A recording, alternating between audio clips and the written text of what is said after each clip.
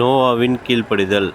நீ கொப்பேர் மரத்தால் உனக்கு ஒரு பேழையை உண்டாக்கு. அந்த பேழையிலே அறைகளை உண்டு பண்ணி அதை உள்ளும் புறமுமாக கீழ்ப்பூசு. ஆதியாகமம் 6:14. நோவாவை ஒரு பேழை செய்யுமாறு கர்த்தர் சொன்னபோது அந்த பேழையின் எல்லா விபரங்களையும் திட்டமும் தெளிவுமாய் கொடுத்தார். நீளம், அகலம், உயரம் எப்படி இருக்க வேண்டும் என்பதையும், எத்தனை தட்டுகள் இருக்க வேண்டும் என்பதையும், ஒரே ஒரு வாசலும் ஒரே ஒரு ஜன்னலும் தான் இருக்க வேண்டும் என்பதையும் தெரிவித்ததுடன் அளவுகளையும் தெரிவித்தார். நோவாவும் தேவன் கட்டளையிட்டபடியெல்லாம் அதை செய்து முடித்தார். ஆதியாகமம் 6:22. கர்த்தர் மனுஷனிடத்தில் எதிர்பார்ப்பது கீழ்ப்படிதலே. கர்த்தர் எதை சொன்னாலும் எந்த கேள்வியும் கேட்காமல் உடனே அதற்கு கீழ்ப்படிய வேண்டும். நோவா கர்த்தர் சொன்னபடியெல்லாம் செய்ததினால் கர்த்தர் அந்த பேழைக்குள் நோவாவையும் அவன் குடும்பத்தாரையும் பிரவேசிக்க செய்து பாதுகாத்தார். திருமண வரவேற்பு நிகழ்ச்சியின் போது மக்களுக்கு பரிசு வழங்குகையில் 100 ரூபாய் கொடுக்கும்போது கூட 1 ரூபாயை சேர்த்து 101 கொடுப்பார்கள். அதன் அர்த்தம் எனக்கு தெரியவில்லை. கர்த்தர் பேழையின் நீளமும் 300 முழம், அகலம் 30 முழம், உயரம் 30 முழம் என்று சொன்னதற்கு மாறாக 1 முழத்தை கூட்டவோ குறைக்கவோ முடியாது. கர்த்தர் தெரிவித்த அளவுகளில் ஒரு மாற்றத்தையும் செய்ய முயலக்கூடாது.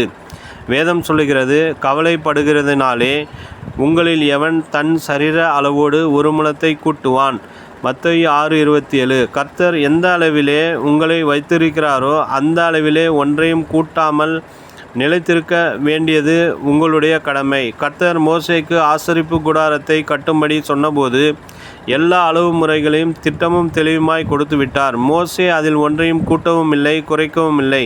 கர்த்தருடைய வார்த்தைக்கு கீழ்ப்படிந்து ஆசரிப்பு கூடாரத்தை கட்டியபோது கர்த்தருடைய மகிமை வாசஸ்தலத்தை மூடியது. யாத்ராகமம் 40:34-35.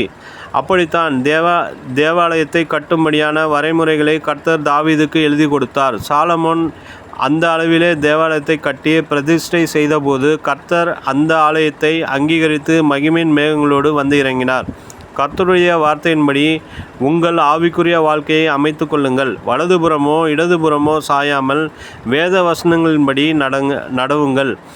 அவருடைய கட்டளைகளோ உபதேசங்களோ எதுவாக இருந்தாலும் அவற்றுக்கு 100க்கு 100 கீழ்ப்படியும் போது பரலோகம் உங்களை அங்கீகரிக்கும்.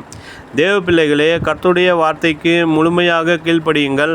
அவர் தரும் ஆலோசனைகளை உங்கள் வாழ்க்கையில் அப்பியாசப்படுத்துங்கள். நீங்கள் அப்படி செய்யும்போது அவர் தம்முடைய மகிமையினால் உங்களுடைய உள்ளத்தை நிரப்புவார். நித்தியத்திலும் மிகுந்த சந்தோஷத்தோடு தேவ மகிமைக்குள் பிரவேசிக்க செய்வார். நினைவிற்கு, பொல்லாப்பு உனக்கு நேரிடாது, வாதை உன் கூடாரத்தை அணுகாது. சங்கீதம் 91:10.